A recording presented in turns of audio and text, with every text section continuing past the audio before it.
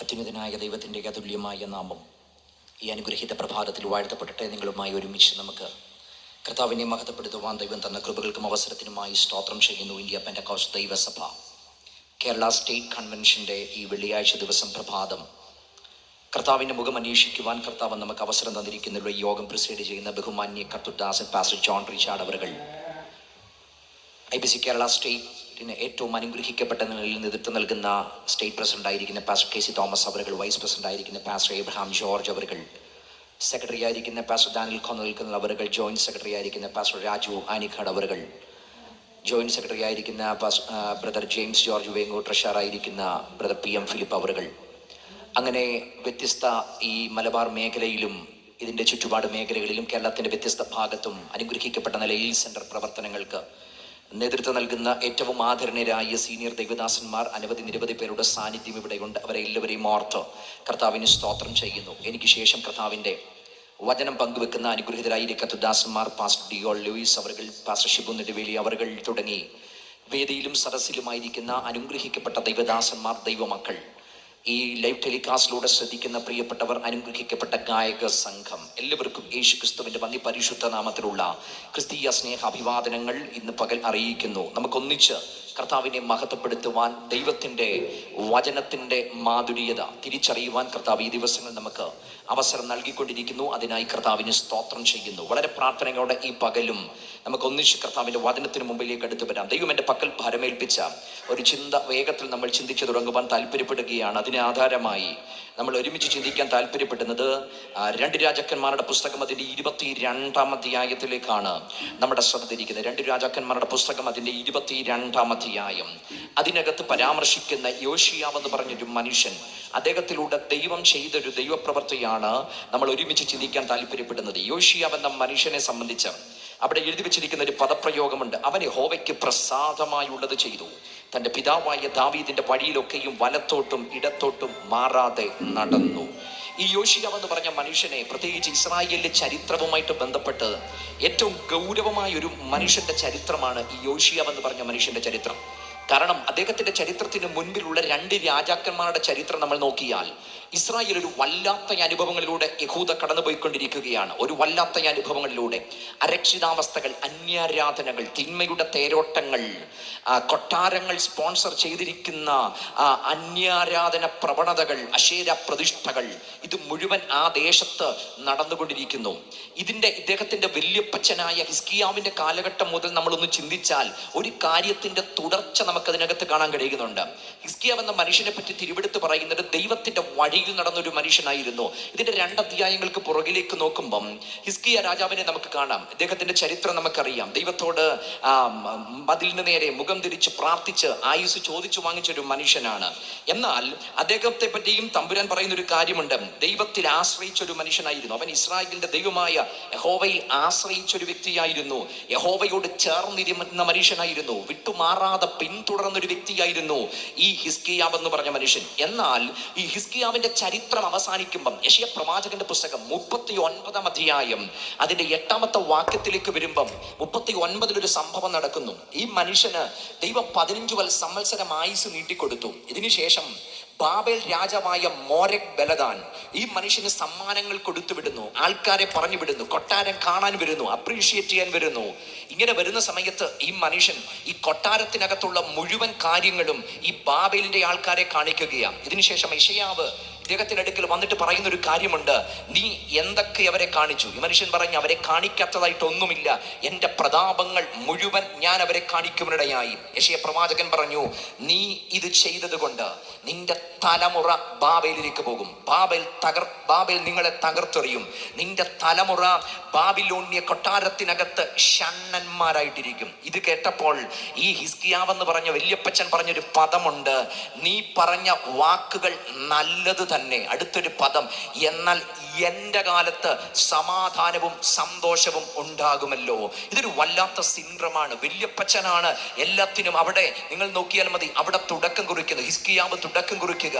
ദൈവം പറഞ്ഞ ദൂത്, നിന്റെ തലമുറ ഷണ്ണന്മാരായി മാറും. പ്രത്യേകിച്ച് അന്നത്തെ രാജകൊട്ടാരത്തിനകത്ത് രാജകീയ ദൗത്യങ്ങൾ ചെയ്യാൻ ഷണ്ണന്മാരാക്കിയവരുണ്ട്. പിടിച്ചുകൊണ്ടു പോകുന്നവരെ ഷണ്ണന്മാരാക്കിയ കൊട്ടാരത്തിനകത്ത് ഇരുത്തുന്നത്. ഇവിടെ വല്യപ്പച്ചനോട് പറയുന്ന ദൂത്, നിന്റെ മക്കളിൽ ചിലർ അങ്ങനെ ഷണ്ണന്മാരായി മാറും. അദ്ദേഹം പറഞ്ഞ വാക്ക്, നീ പറഞ്ഞ വാക്ക് നല്ലത് തന്നെ. എൻ്റെ കാലത്ത് സന്തോഷവും സമാധാനവും ഉണ്ടല്ലോ. സ്വന്തം കാര്യം മരണം നിനക്ക് സംഭവിക്കുമെന്ന് പറഞ്ഞപ്പം, നീ ഗ്രഹകാര്യങ്ങളെ ക്രമത്തിലാക്കുക, നീ മരിക്കുമെന്ന് പറഞ്ഞപ്പം ദൈവസന്നിധിയിൽ നെടുമ്പാട് വീണ് അലറിക്കരഞ്ഞ മനുഷ്യനോട് പറയുക, നിന്റെ തലമുറ നശിക്കുമെന്ന് പറഞ്ഞപ്പം അദ്ദേഹം പറഞ്ഞു, കുഴപ്പമില്ല, എൻ്റെ കാലത്ത് സമാധാനവും സന്തോഷവുമുണ്ട്. ഞാൻ പറഞ്ഞു, ഇതൊരു അപകടകരമായ സിൻഡ്രമാണ് പ്രിയരെ. നമുക്കപ്പുറത്തേക്ക് ഒരു തലമുറയാണ് ഗൗരവമായ വിഷയം. ഇവിടം കൊണ്ടൊന്നും അവസാനിക്കുന്നില്ല. ആത്മീയതയുടെ അവസ്ഥകൾ ഇവിടം കൊണ്ട് കുഴിച്ചു മൂടപ്പെടുന്നില്ല. ഇതിനപ്പുറത്തൊരു തലമുറയുണ്ട്. നമുക്ക് ശേഷവും ഈ ആത്മീയ രണാങ്കണത്തിൽ ഈ സത്യവചനത്തെ നെഞ്ചോട് ചേർത്ത് പിടിക്കാൻ ഒരു തലമുറ എഴുന്നേൽക്കുന്ന എന്നോട് ചേർന്ന് ഒരു ദൈവ പ്രവർത്തിക്ക് അവരും കൂടെ സാക്ഷിയാകാൻ ഞങ്ങളെ ഒരുക്കണമെന്ന് അകം നിറഞ്ഞു നിലവിളിക്കാൻ ഈ കാലഘട്ടത്ത് ഒരു സമൂഹം തയ്യാറായാൽ അന്ന് പ്രവർത്തിച്ച ദൈവപ്രവർത്തികൾ ഇന്നും പ്രവർത്തിക്കാൻ ഒരു തലമുറയെ ഉണർത്താൻ സ്വർഗത്തിലെ ദൈവത്തിന് കഴിയുമെന്ന് ഇന്ന് പകൽ വിശ്വസിക്കുന്നവരുണ്ടെങ്കിൽ ദൈവസന്നിധിയിൽ പ്രാർത്ഥിച്ചു തുടങ്ങേണ്ട. കർത്താവേ, ഒരു തലമുറയെ ഞങ്ങളോടൊപ്പം എഴുന്നേൽക്കണം. ഇവിടെ സംഭവിച്ചത്, ഈ മനുഷ്യൻ പറയുകയാണ്, നിന്റെ വചനം നല്ലത്, പക്ഷെ എൻ്റെ കാലത്ത് സമാധാനമുണ്ടാകും. പക്ഷെ രണ്ട് ക്രിട്ടിക്കൽ ഇൻസിഡന്റുകൾ ഈ മനുഷ്യന്റെ കാലഘട്ടത്തിനകത്ത് സംഭവിച്ചതാ. ഒന്ന്, ദൈവം തനിക്ക് 15 സംവത്സരം നീട്ടിക്കൊടുത്തു. രണ്ട്, അന്ന് ഏറ്റവും കരുത്തുറ്റ സാമ്രാജ്യം, അശൂര്യ സാമ്രാജ്യമായ സെന്നക്കരീബ് ഈ ദേശത്തെ മുഴുവൻ വളയുവാനിടയായി. ഞെരിച്ചമർത്താനുള്ള സകല ശക്തിയും ഈ സെന്നക്കരീബിന്റെ സംഘത്തിനുണ്ട്.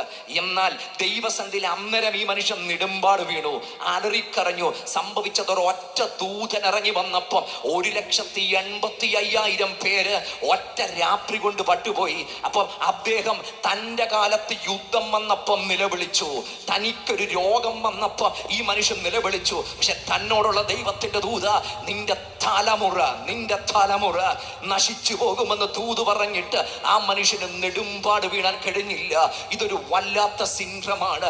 ഈ തലമുറയിൽ വാൾ ഉയർന്നിരിക്കുന്നത് എനിക്ക് നേരെയല്ല, നമുക്ക് നേരെയല്ല.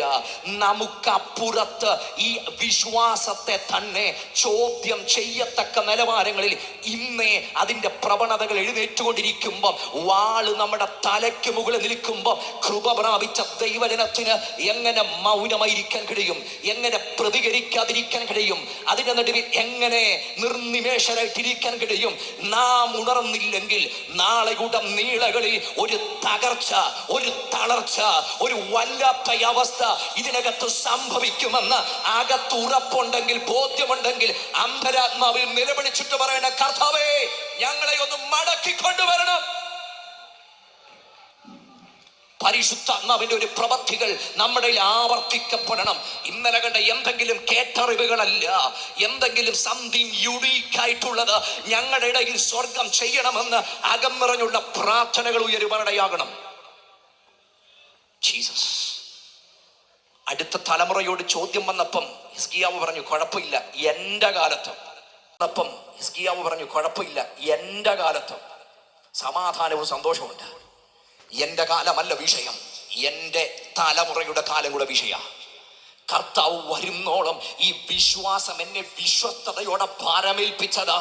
അത് വിശ്വസ്തയോടെ കൈമാറാൻ എനിക്ക് ഉത്തരവാദിത്വമുണ്ട്. അതിന് വിരോധമായി അടിച്ചു വരുമ്പോൾ അതിനെ പ്രതിരോധിക്കുവാൻ, ആത്മാവിൽ അതിനെ ചെറുത്തു നിൽക്കാൻ അകത്ത് കൃപ ലഭിച്ച ഒരു പറ്റം സമൂഹമാക്കി ദൈവം നമ്മെ ആക്കി വെച്ചിരിക്കുമ്പോൾ മൗനമായിട്ടിരിക്കരുത്, ഗൗരവമായി പ്രതിരോധിക്കണം. ജീസസ്. ആ മനുഷ്യൻ പറഞ്ഞു, കുഴപ്പമില്ല, എൻ്റെ കാലത്ത് സ്വസ്ഥതയും സമാധാനമുണ്ട്. മറ്റൊരു മനുഷ്യനെ എന്നെ തിരുവെടുത്ത് ഞെട്ടിച്ച 2 പദപ്രയോഗങ്ങൾ. ഒന്ന് രാജാവ് പറഞ്ഞതാ, 2 പുരോഹിതൻ പറഞ്ഞതാ. ഏലി പുരോഹിതനെടുക്കൽ പറഞ്ഞൊരു ദൂതുണ്ട്. ശമൂവേൽ പ്രവാചകനെ ദൈവം ആ ഇരുട്ടിന്റെ കാലഘട്ടത്തിനകത്ത് ശമൂവേലിനെ ബാലകനെ ദൈവം എഴുന്നേൽപ്പിച്ചു. ദൈവം തന്റെ ആളുടപ്പാട് അവനോട് പറഞ്ഞു, ഈ മനുഷ്യൻ ഈ ശമൂവേലിനോട് ഏലി ചോദിച്ചു, എന്താണ് ദൈവം നിന്നോട് പറഞ്ഞത്? ഒന്നും എന്നോട് മറച്ചു വെക്കരുത്. മുഴുവൻ ആ മനുഷ്യൻ പറഞ്ഞപ്പോൾ അതിനകത്ത് ഈ ഏലിയെയും തൻ്റെ തലമുറയുടെയും നാശം അതിനകത്തുണ്ടായിരുന്നു. അവർ നശിച്ചു പോകുന്ന വാർത്തയുണ്ടായിരുന്നു. ഈ മനുഷ്യൻ പറഞ്ഞൊരു പദമുണ്ട്, ദൈവസന്ധി നെടുമ്പാട് വീഴുന്നതിനപ്പുറത്ത് അവൻ യഹോവയല്ലോ, തനിക്കിഷ്ടമുള്ളതൊക്കെ ചെയ്തോട്ടെന്ന്. ഇത് പറഞ്ഞാൽ ഈ പറഞ്ഞ വാർത്ത തൻ്റെ ജനതയെ പറ്റിയുള്ള വാർത്തയാ. ഈ പറഞ്ഞ വാർത്ത തൻ്റെ ജാതിയെ പറ്റിയുള്ള വാർത്തയാ. ഈ പറഞ്ഞ വാർത്ത തൻ്റെ കുടുംബത്തെ പറ്റിയുള്ള വാർത്തയാ. പക്ഷെ താൻ പറഞ്ഞു, അവൻ യഹോവയല്ലോ, തനിക്കിഷ്ടമുള്ളതൊക്കെ ചെയ്യട്ടെ. എന്നാൽ ഒരു പുരോഹിതനെ ദൈവം വിളിച്ചത്, ഒരു രാജാവിനെ ദൈവം വിളിച്ചത്, ഒരു വിശ്വാസത്തിൽ വന്ന ഒരു വ്യക്തിയെ ദൈവം ആക്കി വെച്ചിരിക്കുന്നത് എൻ്റെ രക്ഷയ്ക്കല്ല, ഒരു ദേശത്തിന്റെ രക്ഷയ്ക്ക് വേണ്ടിയാ. എന്നെ ദൈവം പരമേൽപ്പിച്ചിരിക്കുന്ന നിയോഗം എന്നിൽ മാത്രം ഒതുങ്ങുന്നില്ല, ഒരു ജനതയുടെ വീണ്ടെടുപ്പിന് വേണ്ടിയാ ദൈവം നമ്മെ വിളിച്ചിരിക്കുന്നതെങ്കിൽ ഞാൻ രക്ഷപ്പെട്ടാൽ പോരാ, എൻ്റെ ദേശം രക്ഷപ്പെടണം. ഞാൻ രക്ഷപ്പെട്ടാൽ പോരാ, എൻ്റെ കുടുംബം രക്ഷപ്പെടണം. ഞാൻ രക്ഷപ്പെട്ടാൽ പോരാ, എൻ്റെ സഭ രക്ഷപ്പെടണം. ഞാൻ രക്ഷപ്പെട്ടാൽ പോരാ, എൻ്റെ ദേശത്തിനകത്ത് ദൈവപ്രവൃത്തി വെളിപ്പെടണമെന്ന് അന്തരാത്മാവിൽ നിലവിളിക്കാൻ, കരയാൻ അതരങ്ങൾ തുറക്കുന്നവർ ഇന്ന് പകൽ ഇതിനകത്ത് ഇരിപ്പുണ്ടെങ്കിൽ അവർ ദൈവസന്നിധിയിൽ നിലവിളിച്ചിട്ട് പറയണം, കർത്താവേ, ഞങ്ങൾക്ക് പോരാ, ഞങ്ങളുടെ തലമുറയുടെ മേലും.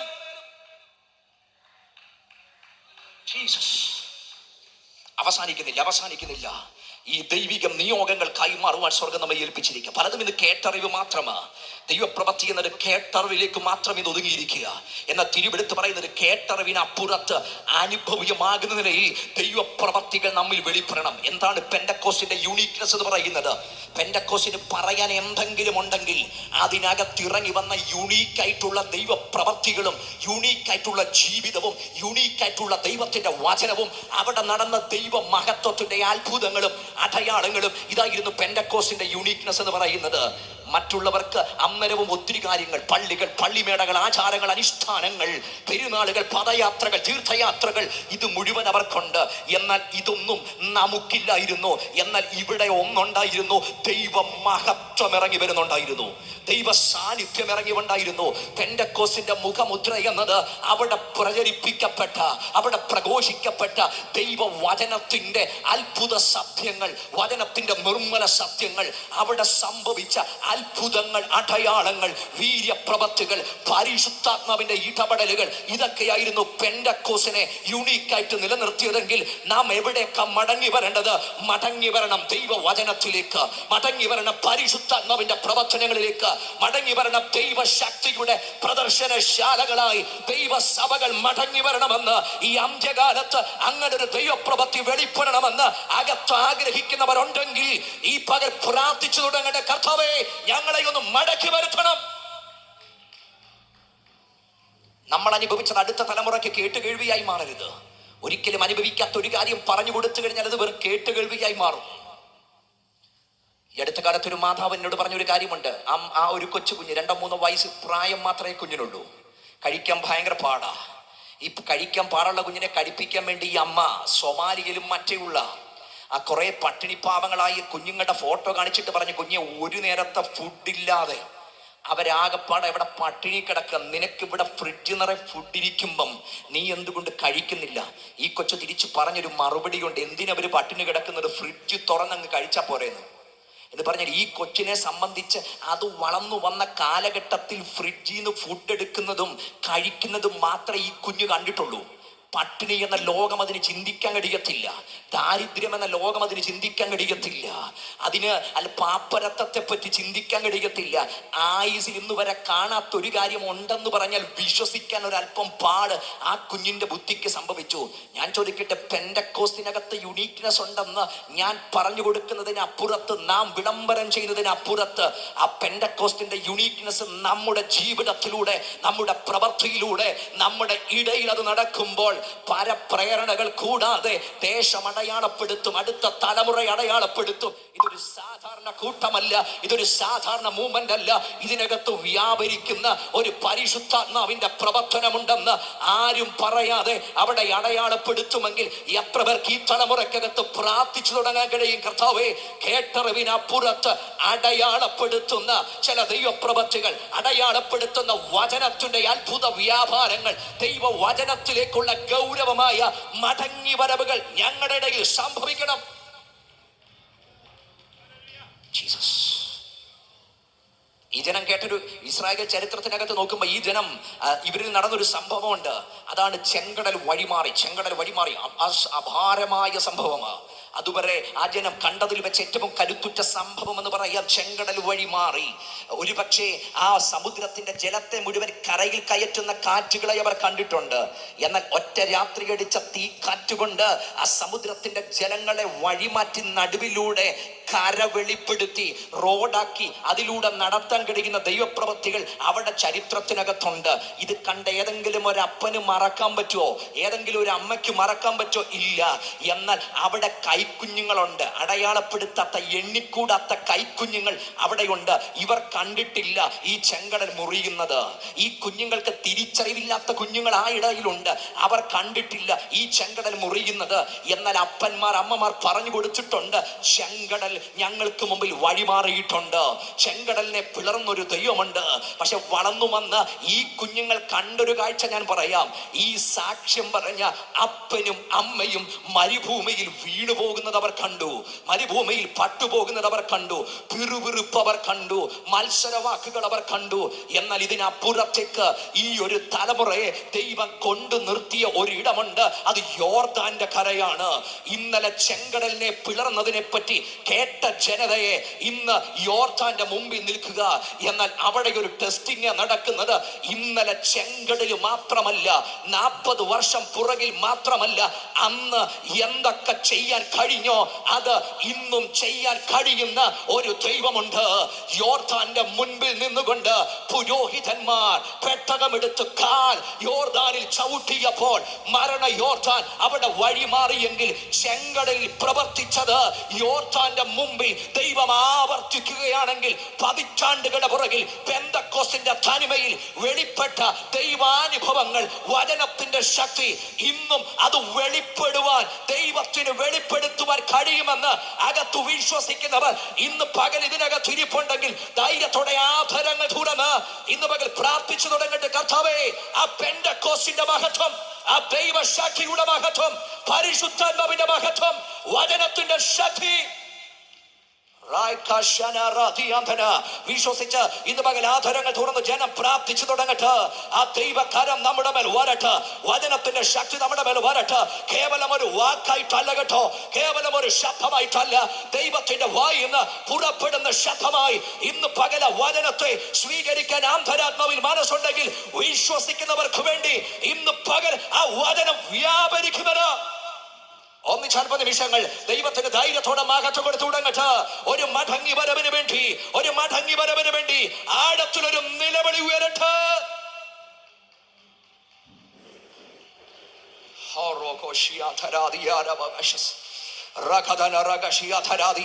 അമ്മമാർ മക്കൾക്ക് വേണ്ടി കരയട്ടെ, അപ്പന്മാർ മക്കൾക്ക് വേണ്ടി കരയട്ടെ. എനിക്ക് വേണ്ടിയല്ല, തലമുറകൾക്ക് വേണ്ടി കരയട്ടെ. ഒരു ആത്മീക നവീകരണത്തിന് വേണ്ടി കരയട്ടെ.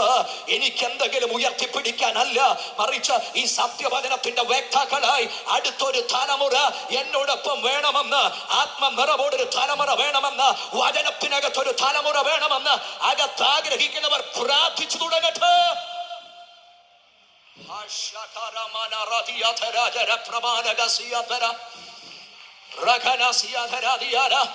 ആത്മാവിന്റെ ശക്തമായ ഒരു വ്യാപാരം ഇതിനകത്ത് നടക്കുക. അന്തരാത്മാവിനെ ഇന്ന് പകൽ സ്വർഗം ഉറപ്പിക്കുക. അകത്തുടങ്ങുന്ന ചോദ്യങ്ങളുടെ മേൽ ഇന്ന് പകൽ സ്വർഗത്തിന്റെ മറുപടികൾ വചനത്തിനകത്ത് ഉറപ്പിക്കുന്ന, ദൈവശക്തിക്കകത്ത് ഉറപ്പിക്കുന്ന, പെന്തക്കോസ്തിന്റെ തനിമയാർന്ന ദൈവപ്രവൃത്തിക്കകത്ത് നമ്മെ ഉറപ്പിക്കുന്ന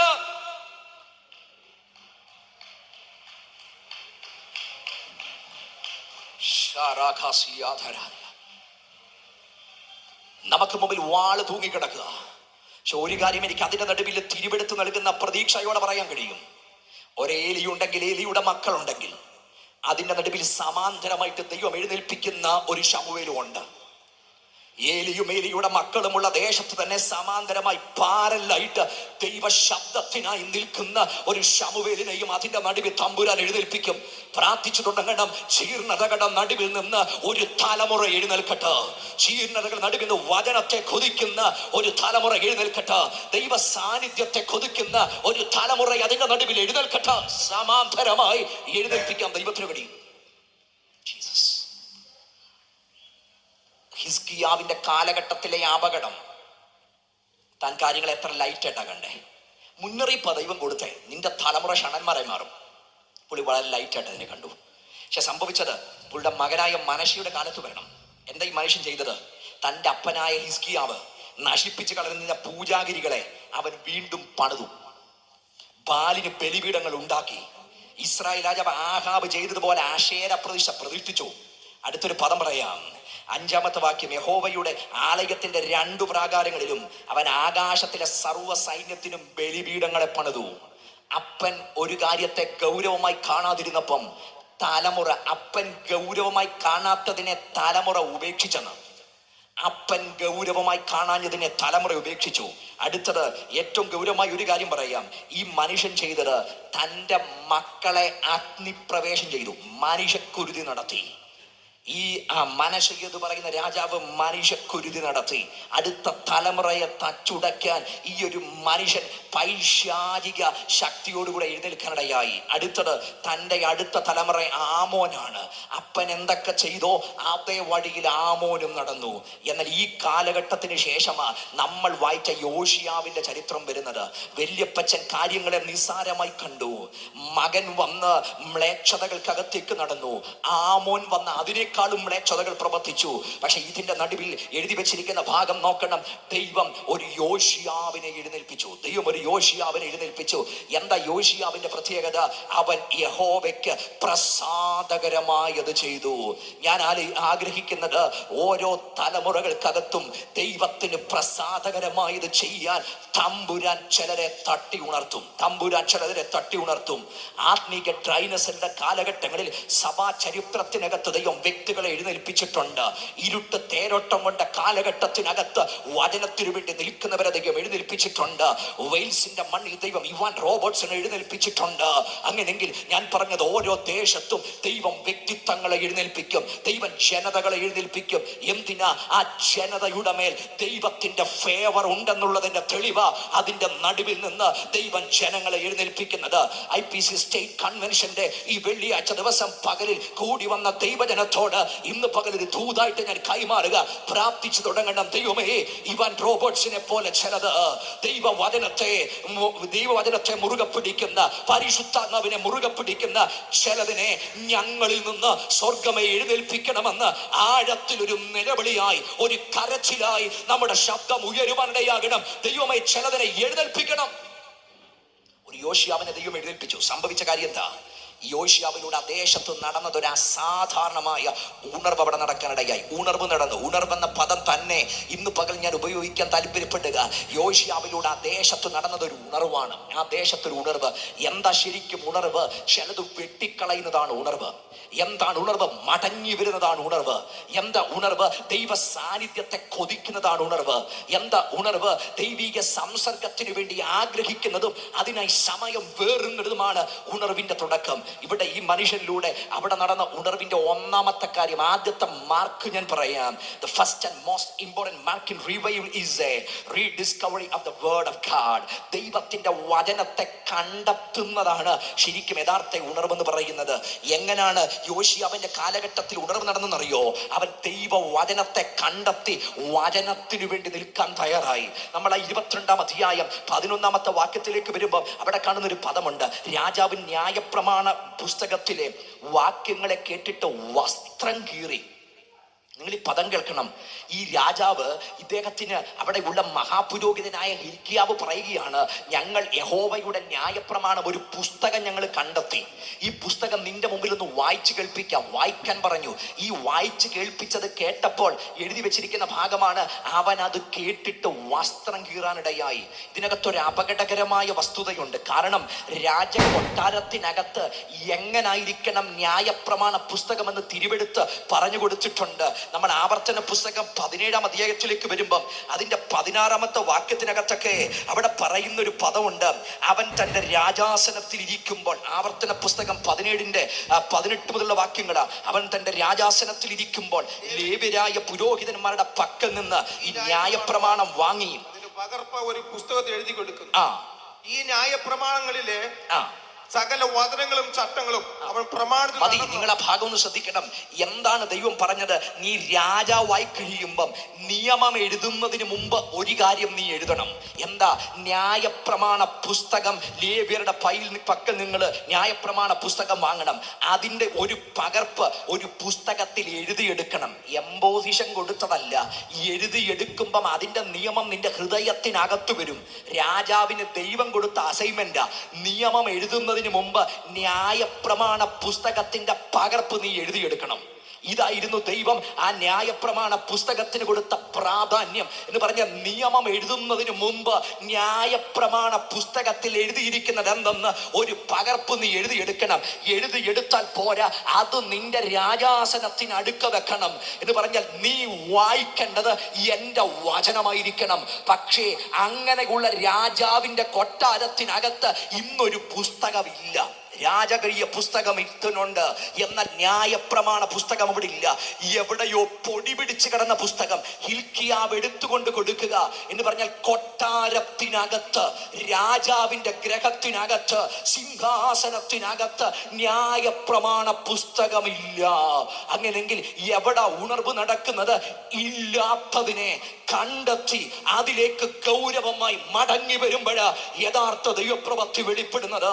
ഇവിടെ ഈ മഹാപുരോഹിതൻ കണ്ടെത്തി കൊടുത്ത പുസ്തകത്തെ ഇവർ വായിച്ചപ്പം രാജാവ് വസ്ത്രം കീറി നിലവിളിക്കാൻ തുടങ്ങി. എവിടേക്കാ നമ്മൾ മടങ്ങി വരേണ്ടത്? ദൈവവചനത്തിലേക്ക് ഒരു മടങ്ങി വരവിട്ട്. Revival is always Bible saturated. ബൈബിളിൽ നിന്ന്, വിശുദ്ധ തിരുവെഴുത്തിൽ നിന്നാണ് ഉണർവുകൾ പൊട്ടിപ്പുറപ്പെട്ടിട്ടുള്ളത്. ഉണർവിന്റെ ചരിത്രം നോക്കണം. അതിനകത്തൊക്കെയും ഉയർന്നു നിന്നത് ഈ പുസ്തകത്തിനകത്തെ വചനങ്ങള്. ഗൗരവമായി ഈ വചനത്തിലേക്ക് ജനം തിരിഞ്ഞു. ഗൗരവമായി ഈ വചനത്തിന്റെ ഉപദേശങ്ങളിലേക്ക് ജനം തിരിഞ്ഞു. ഈ വചനത്തെ വായിക്കാൻ തുടങ്ങി. ഇത് വായിച്ചാൽ സംഭവിക്കുന്നത് എന്താ? എന്റെ വസ്ത്രം കീറും. എന്റെ ആകം മുറിയപ്പെടുന്നതിന്റെ തെളിവ എന്റെ വസ്ത്രം കീറുന്നത്. അതുകൊണ്ട് നിങ്ങളുടെ വസ്ത്രങ്ങളെ മാത്രമല്ല, നിങ്ങളുടെ ഹൃദയങ്ങളെ കീറണം. ഹൃദയങ്ങളെ കീറണം. ഈ വചനം ചെല്ലുന്നിടത്ത് ആന്തരികമായി മുറിവേൽപ്പിക്കപ്പെടും. എന്നാൽ മുറിവിനപ്പുറത്തേക്ക് സൗഖ്യം പ്രദാനം ചെയ്യുന്നതാണ് ദൈവത്തിന്റെ വചനമെങ്കിൽ ഇന്ന് പകൽ പ്രാർത്ഥിച്ചു തുടങ്ങി, കർത്താവേ, ഈ വചനം എന്നെ മുറിച്ചാലും ഈ വചനത്താൽ എന്റെ അന്തരാത്മാവിന് ഒരു സൗഖ്യം തരണമെന്ന്, ഒരു ഉണർവ് ഞങ്ങളിലേക്ക് അയക്കണമെന്ന്, ഒരു ദൈവപ്രവൃത്തി അയക്കണമെന്ന് അകത്ത് കൊതിക്കുന്നെങ്കിൽ ദൈവവചനത്തിലേക്ക് മടങ്ങി വരണം. ദൈവവചനത്തിലേക്ക് മടങ്ങി വരുന്നതാണ് യഥാർത്ഥത്തിലുള്ള ഉണർവ്. 2, എന്താണ് ഉണർവ്? ഈ മനുഷ്യരിലൂടെ നമ്മൾ മനസ്സിലാക്കിയ ഏറ്റവും പ്രധാനപ്പെട്ട കാര്യം, ഉണർവിന്റെ 2ാമത്തെ ലക്ഷണം, ജനം ദൈവഭയത്തിലേക്ക് മടങ്ങി വരുന്നതാണ് യഥാർത്ഥ ഉണർവ്. ഇവിടെ ഈ യോശിയാവിന് സംഭവിച്ച ഒരു കാര്യമുണ്ട്. അവൻ ഈ ദൈവത്തിന്റെ വചനം കേട്ടപ്പം അവൻ ദൈവത്തെ ഭയപ്പെടാൻ വേണ്ടി തിരിഞ്ഞു. നമ്മൾ ഈ വായിച്ച 17-18 ആവർത്തന പുസ്തകം 17-ാം അധ്യായം 18-19 വാക്യങ്ങളിൽ 19ാമത്തെ വാക്യം പറയുന്നത് ഇപ്രകാരമാ: ഈ ന്യായപ്രമാണത്തിലെ സകല വചനങ്ങളും ചട്ടങ്ങളും അവൻ പ്രമാണിച്ചു നടന്ന് തന്റെ ദൈവമായ യഹോവയെ ഭയപ്പെടുവാൻ പഠിക്കേണ്ടതിന്. ഉണർവ് തുടങ്ങുന്നത് എവിടെയാ? ജനം ദൈവത്തെ ഭയപ്പെടുമ്പോഴാണ് ഉണർവ് തുടങ്ങുന്നത്.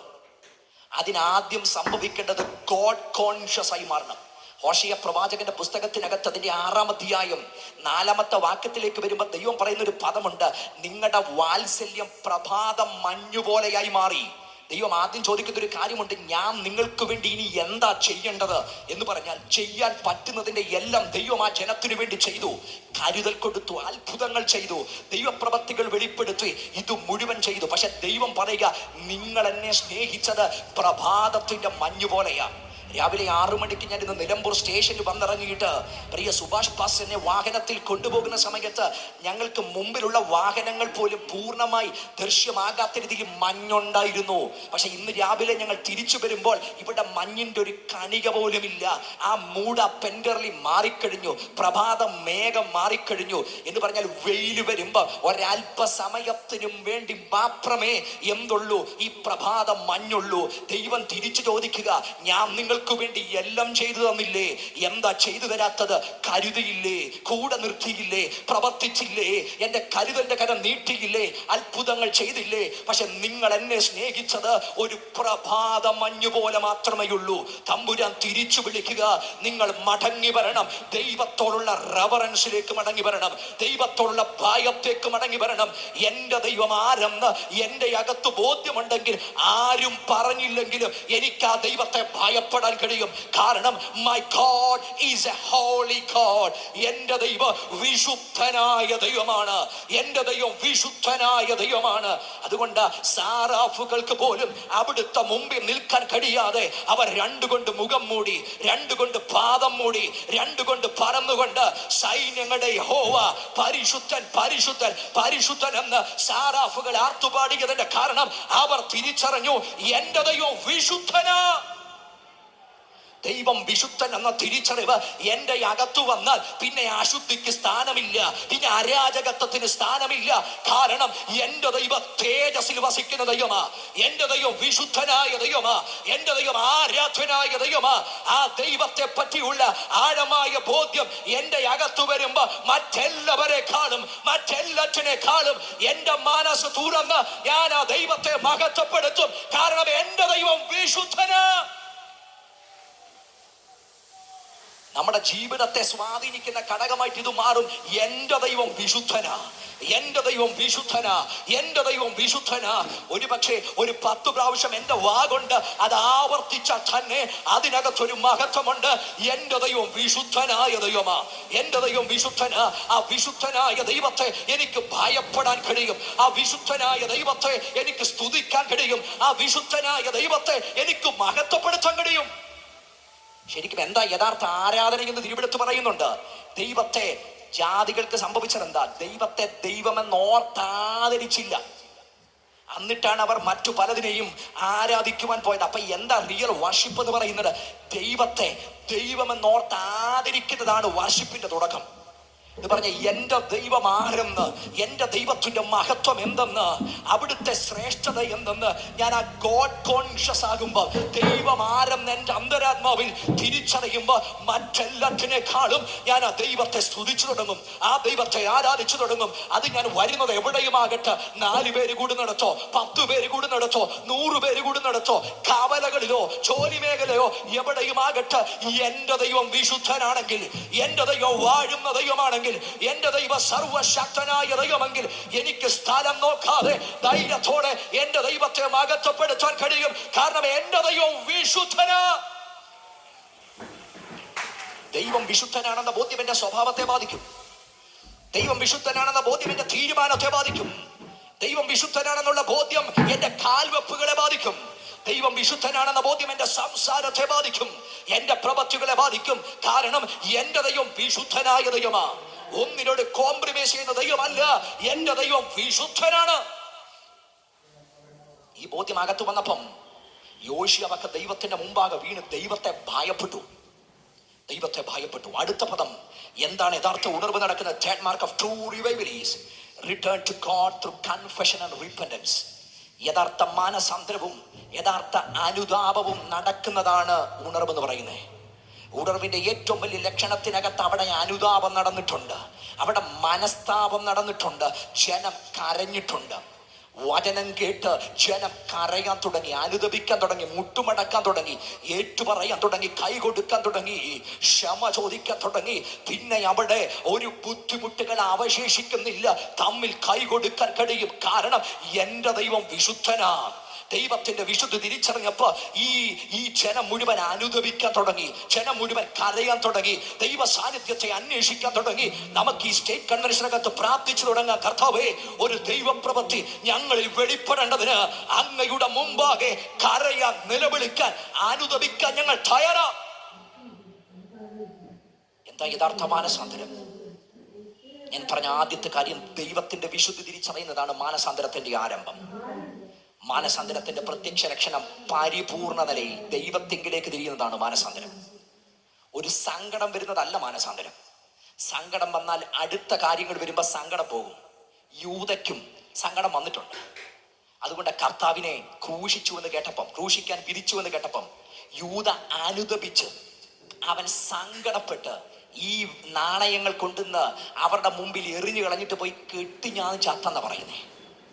ശരിക്കും അവിടെ ഉപയോഗിച്ച പദം ഒരിക്കലും ആ യഥാർത്ഥ മാനസാന്തരത്തിന് ഉപയോഗിക്കുന്ന മെറ്റാനോയി എന്ന പദം അല്ല ഇവിടെ ഉപയോഗിച്ചിരിക്കുന്നത്. മറ്റൊരു പദം. അവൻ അനുദപിച്ചു, പക്ഷേ അവന്റെ അനുതാപത്തിന് ഫലമില്ലാതായി മാറി. വചനത്തിനകത്തൊരിറ്റ് കണ്ണുനീര് പുറത്തു വരുന്നതല്ല വിഷയം. വചനം എന്റെ അകത്തു കയറി തിരുത്തേണ്ടതിനെ തിരുത്തി, വെട്ടിമാറ്റേണ്ടതിനെ വെട്ടിമാറ്റി. ഒരു ക്യാൻസർ സെല്ലുകളെ കരിക്കേണ്ടതിന് റേഡിയേഷൻ മെത്തഡ് ഉപയോഗിക്കുന്നത് പോലെ അതിനകത്ത് കട്ട് ഓഫ് ചെയ്യേണ്ടത് കട്ട് ഓഫ് ചെയ്യുന്നത് പോലെ ചിലത് കട്ട് ചെയ്ത് മാറ്റുമ്പം അതിനകത്ത് ചില റിസറക്ഷൻ സംഭവിക്കും. അതിനകത്ത് ചില മടങ്ങി വരവുകൾ അതിനകത്ത് സംഭവിക്കും. ചില ദൈവപ്രവൃത്തിയുടെ ബഡ്ഡുകൾ അതിനകത്ത് മുളയ്ക്കരടയാകും. നമുക്ക് പ്രാർത്ഥിച്ചു തുടങ്ങാം, ദൈവമേ ഒരു യഥാർത്ഥ മാനസാന്തരത്തിലേക്ക്, ഒരു യഥാർത്ഥ മടങ്ങി വരവിലേക്ക്, ഒരു യഥാർത്ഥ ദൈവപ്രവൃത്തിയിലേക്ക് ഞങ്ങളെ ഒന്ന് മടക്കി കൊണ്ടുവരണമെന്ന് എത്ര പേർക്ക് അകം നിറഞ്ഞ് പ്രാർത്ഥിക്കാൻ കഴിയും? ഞങ്ങളെ ഒന്ന് മടക്കി കൊണ്ടുവരണമേ. വിലാപങ്ങളുടെ പുസ്തകത്തിനകത്ത് രമ്യാവ് പ്രാർത്ഥിക്കുന്നുണ്ട്, ഞങ്ങൾ മടങ്ങി വരേണ്ടതിന് ഞങ്ങളെ മടക്കി വരുത്തണമേ. മുടിഞ്ഞു പോകാത്തതിന് ഒറ്റ കാരണമേ ഉള്ളൂ, അതും പറയുന്നുണ്ട്, അത് ദൈവത്തിന്റെ ദയ. മുടിഞ്ഞു പോകാത്തൊരു ദൈവത്തിന്റെ ദയ, ദൈവത്തിന്റെ ഫേവർ അനുഭവിച്ചിട്ട് ദൈവത്തിന്റെ ഫേവറിൽ നിന്ന് മാറി നമുക്ക് നിൽക്കാൻ കഴിയത്തില്ല. ദൈവത്തിങ്കിലേക്ക് മടങ്ങി വരണം. യോശിയ ഒരു സമൂഹമായി ദൈവത്തിങ്കിലേക്ക് മടങ്ങി വന്നു. നാലാമത്തെ കാര്യം പറയാം. നാലാമത്തെ കാര്യം വേഗത്തിൽ പറഞ്ഞ് അവസാനിപ്പിക്കാം. Fourth mark of true revival is the renewed spiritual commitment and accountability. ആത്മീയ സമർപ്പണത്തിലേക്ക് വന്നു. ഈ രാജാവ് പറഞ്ഞൊരു കാര്യമുണ്ട്, ഇനിയുള്ള കാലത്തോളം ആ തൂണിനരികെ നിന്നുകൊണ്ട് താൻ പറയുക, ഞാൻ ഈ വചനത്തിനു വേണ്ടി തന്നെ നിൽക്കും. പഴയത് ചിലത് ഓർമ്മിപ്പിക്കുക, പഴയത് ചിലത് ഓർക്കുക. ഇതേ ദൂത് വെളിപ്പാട് പുസ്തകത്തിലും കിടപ്പുണ്ട്. സർദീസിലെ സഭയ്ക്ക് ദൂത് എഴുതുമ്പോൾ പറയുന്നു, നീ കേട്ടത് അത് ഒന്നും കൂടെ ഒന്ന് വിചാരിക്കട്ടെ, അതിലേക്ക് മടങ്ങി വരട്ടെ എന്ന് പറഞ്ഞാൽ ഇന്നലെ കേട്ട ദൈവിക അനുഭവങ്ങളിലേക്ക് ഒരു മടങ്ങി വരവ് സംഭവിക്കട്ടെ. പുതുക്കത്തിലേക്ക് ഒരു മടങ്ങി വരവ് വരട്ടെ. ഒരു പുതുക്കം നമ്മുടെ അകത്ത് സംഭവിക്കാനിടയാകട്ടെ. ഒരു അക്കൗണ്ടബിലിറ്റി, ദൈവത്തോടൊരു കടപ്പാട് നമുക്കുണ്ടാകട്ടെ. ഒരാത്മീക സമർപ്പണത്തിലേക്ക് വരട്ടെ. മറ്റെല്ലാറ്റിനേക്കാളും ദൈവ മഹത്വം ഞങ്ങളിൽ ഇറങ്ങണമെന്ന് ഒരാഴമായ സമർപ്പണം നമ്മിൽ സംഭവിക്കാനിടയാകട്ടെ. ഇങ്ങനെ പറഞ്ഞിട്ട് ഞാൻ അതിന് ഇപ്രകാരം പറഞ്ഞു നിർത്താൻ താല്പര്യപ്പെടുന്നു. And finally, true revival is the mark by a reformation of true piety. യഥാർത്ഥ ഭക്തിയിലേക്കുള്ള മടങ്ങി വരവാണ്. യഥാർത്ഥ ഭക്തിയുടെ പുനർവിചാരണ, അല്ലെങ്കിൽ അതിന്റെ ആ പുനരായി അത് പിന്നെ അതിലേക്ക് വരിക, അതിന് പുതുതായി ആ ഭക്തിയിലേക്ക് വരിക. അതാണ് യഥാർത്ഥത്തിൽ റിവൈവൽ എന്ന് പറയുന്നത്. എന്ന് പറഞ്ഞാൽ ആ ഭക്തിയുടെ ഒരു പുനർവായന അവിടെ സംഭവിച്ചിട്ട് ദൈവത്തോടുള്ള ബന്ധത്തിൽ ഞാൻ മടങ്ങി വരുന്നതാണ് യഥാർത്ഥത്തിൽ ഉണർവെന്ന് പറയുന്നത്. സിമ്പിളായി ഒറ്റ പദത്തിൽ പറയാം, ഭക്തിയിലേക്ക് മടങ്ങി വരണം. ഇതിനുശേഷം അവന്റെ പദം കിടപ്പുണ്ട്. അങ്ങനെ രാജാവ് സകല ജനത്തോടും ഈ നിയമപുസ്തകത്തിൽ എഴുതിയിരിക്കുന്ന പ്രകാരം നിങ്ങളുടെ ദൈവമായ യഹോവയ്ക്ക് പെസഹ ആചരിപ്പിൻ എന്ന് കൽപ്പിച്ചു. അടുത്തൊരു പദമുണ്ട്, ഇസ്രായേലിന് ന്യായപാലനം ചെയ്തിരുന്ന ന്യായാധിപന്മാരുടെ കാതൽ മുലക്കെ ഇസ്രായേൽ രാജാക്കന്മാരുടെയും യഹൂദ രാജാക്കന്മാരുടെ കാലത്തും ഇതുപോലൊരു പെസഹ ആചരിച്ചിട്ടില്ല. ആ പദം കണ്ടോ? അപ്പൊ എവിടാണ് പെസഹയുടെ അർത്ഥം വന്നത്? പെസഹ എല്ലാ വർഷവും നടക്കുന്നു, പക്ഷെ പെസഹയുടെ അർത്ഥം വന്നത് ജനം മടങ്ങി വന്നപ്പം, ജനം ദൈവത്തിങ്കിലേക്ക് തിരിഞ്ഞപ്പം അതൊരത്ഭുതമായി മാറി. മടങ്ങി വരണം. ഇതിനുശേഷം അവന്റെ പദം കിടപ്പുണ്ട്. അങ്ങനെ രാജാവ് സകല ജനത്തോടും ഈ നിയമപുസ്തകത്തിൽ എഴുതിയിരിക്കുന്ന പ്രകാരം നിങ്ങളുടെ ദൈവമായ യഹോവയ്ക്ക് പെസഹ ആചരിപ്പിൻ എന്ന് കൽപ്പിച്ചു. അടുത്തൊരു പദമുണ്ട്, ഇസ്രായേലിന് ന്യായപാലനം ചെയ്തിരുന്ന ന്യായാധിപന്മാരുടെ കാതൽ മുലക്കെ ഇസ്രായേൽ രാജാക്കന്മാരുടെയും യഹൂദ രാജാക്കന്മാരുടെ കാലത്തും ഇതുപോലൊരു പെസഹ ആചരിച്ചിട്ടില്ല. ആ പദം കണ്ടോ? അപ്പൊ എവിടാണ് പെസഹയുടെ അർത്ഥം വന്നത്?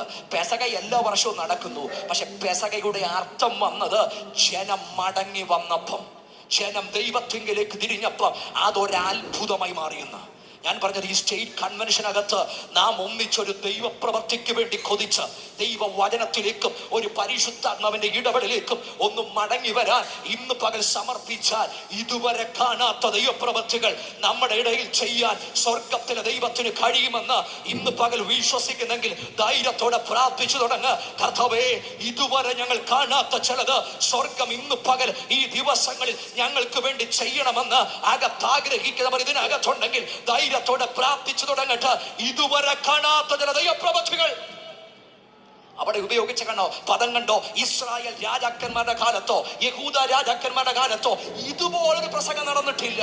എന്താ ഇതുപോലൊരു പെസകയുടെ പ്രത്യേകത? ഒറ്റക്കാര്യം, ദൈവത്തെ ഭയപ്പെട്ടിട്ടാണ് പെസക എവിടെ നടന്നത്. ദൈവത്തിലേക്ക് മടങ്ങി വന്നിട്ട് പെസക എവിടെ നടന്നത്. ദൈവത്തെ ആരാധിച്ചുകൊണ്ട് പെസക എവിടെ നടന്നത്. ദൈവഭക്തിക്കകത്ത് പെസക എവിടെ നടന്നത്. സംഭവിച്ചത് ദൈവ മഹത്വം ഇറങ്ങി വന്നു.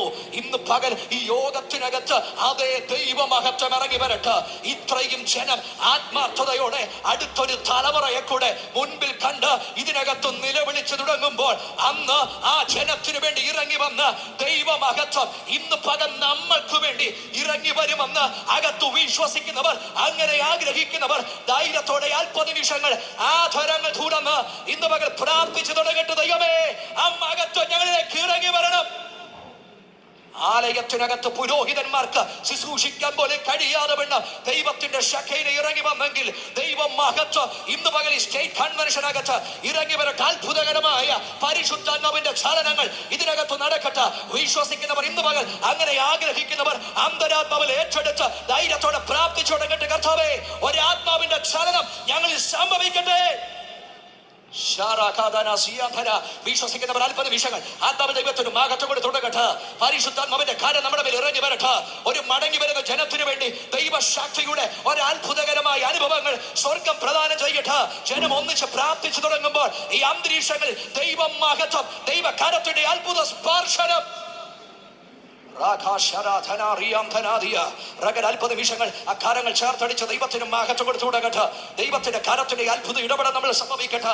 നമ്മുടെ ബുദ്ധിയുടെ പ്രമാണങ്ങൾ അഴിഞ്ഞു മാറി ദൈവത്തിന്റെ ആത്മാവിന്റെ അത്ഭുതകരമായ ഇടപെടൽ ഇന്ന് പകൽ സംഭവിക്കട്ടെ. ദൈവത്തിന്റെ കരം നമ്മെ അത്ഭുതകരമായി തൊടട്ടെ. ഒരു ഉണർവിന്റെ കാറ്റ് സ്വർഗം നമ്മുടെ ഇടയിൽ അയക്കട്ടെ. ദൈവികമായ മടങ്ങി വരവുകൾ സംഭവിക്കട്ടെ.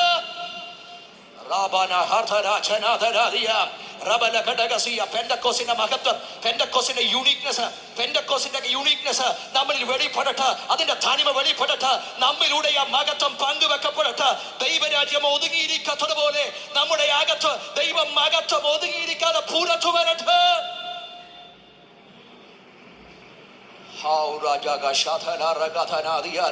വലിയൊരു ദൈവാത്മാവിന്റെ മൂവ് ഇന്ന് പകൽ ഇതിനകത്ത് നടക്കുന്നുണ്ട്.